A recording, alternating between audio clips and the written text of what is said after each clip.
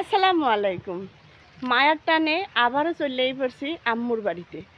১ মাস থাকার পর যখন আর কি শ্বশুর বাড়িতে গেছি, মানে ৩ দিন থাকার পরেই আম্মুর লেগে অনেক কষ্ট লাগতেছে, এত বেশি কষ্ট লাগতেছে যে আর কি আম্মুরে এতদিন ছিলাম, মানে ১ মাস আম্মুর কাছে থাকার পর যখন আবার চলে গেছি তখন মানে এত কষ্ট লাগছে, মানে অনেক কান্না করছি।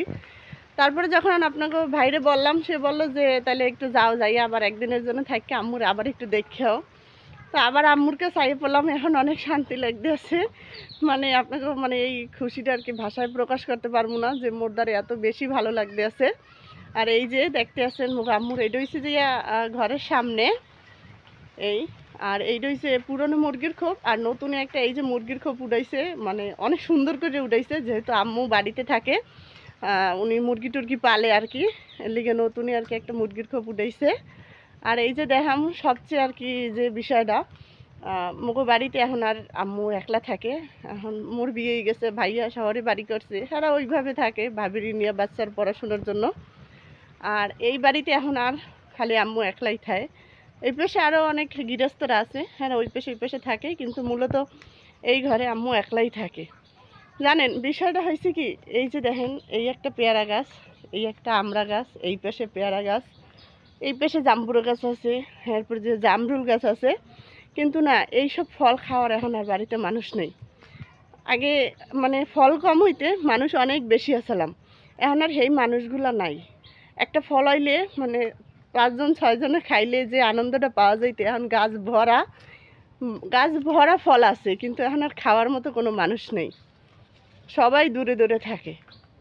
দেখছেন মুগ আম্মুর কিন্তু বাড়িতে মশালা দিলে সব রকমের কৃষি হয়। এই জায়গায় এই যে চালকুমার গাছ, এই পাশে মিষ্টি কুমার গাছ, আরও এই পাশে আবার আছে মাটির নিচের আলু, মানে পুঁই শাক আছে। তারপরে আবার এই পাশের একটা ইয়াতে হলুদ লাগাইছে, আপনাকে দেখাই, যে দেখেন আর কি সব কিছু আছে আল্লাহর রহমতে।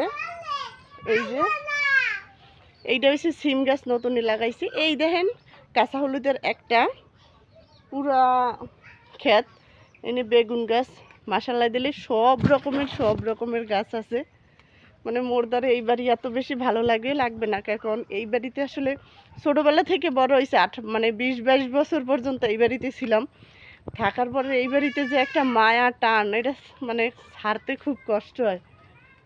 এই যে দেখেন মানে সব জায়গায় আল্লাহর রহমতে সব ফসল আছে। এই পাশে একটা মামানিকে ঘর আসলে, হেরাও আর কি এখন মানে শহরে বাড়ি করছে, এই বাড়িতে চলে গেছে। খালি লোকজন সবাই এখন আর গ্রামে থাকে না, সবাই শহরে চলে যায়। এই যে দেখেন এগুলো ছোটোবেলায় এই যে মোরগ ফুল গাছ কত সুন্দর, মানে ইচ্ছে করে ঘরের সামনে লাগাই দিতাম। আর এগুলো হচ্ছে বড় বড় একটা মানে কচু, মানকচু, ওগুলো বড় বড় হয়। ওই পাশে আরও আছে দেখেন। মোর আম্মু কামড়া করছে কি, ওই যে আলুর গাছ, এখন জাহা দেওয়ার কোনো জায়গা নাই, এই পাশে তো চালকুমার গাছ উঠেছে, হেলে ওগুলো ওই যে ঘর মানে সামনের যে আতনে আছে, আতনের চালে উঠেই দিয়েছে। তো মন ধান এরকম কেটা কেটা আছেন যে মানে মার কথা মনে পড়লেই কষ্ট লাগলেই যে মার কাছে চলে যান, অবশ্যই একটু কমেন্ট করে জানাই দেবেন। যদিও বিবাহিতদের বাড়ি যদি মেয়েগো যদি বাড়ি অনেক দূরে থাকে, তাহলে অনেকেই এরকম যাইতে পারে না। তো আলহামদুলিল্লাহ আল্লাহর কাছে অনেক অনেক শুক্রিয়া, মানে আপনাকে ভাইও মরে আর কি মোর কষ্টটা বুঝতে পারে, মনে কয় তুমি তাড়াতাড়ি যাই একটু দেখে আবার পরদিন চলে যাইও। তো আজকে আবার চললেই যামু। সবাই ভালো থাকেন, আর মোর মার লেগে সবাই একটু দোয়া করেন, আল্লাহ যেন ওনারে অনেক দিন বাঁচাই রাখে। আসলে মা বাবা থাকা অনেক ভাগ্যের ব্যাপার, তো যাদের নাই তারা এই কষ্টটা বোঝে। মোর তো বাবা নাই, এই গল্প না হয় আপনাকে আরও একদিন পরে শোনামু। তো সবাই মোর মার লেগে একটু দোয়া করবেন, যেহেতু বাড়িতে একলা থাকে, আরও মুরব্বী মানুষ। আজকে এই পর্যন্তই, আল্লাহ হাফিজ।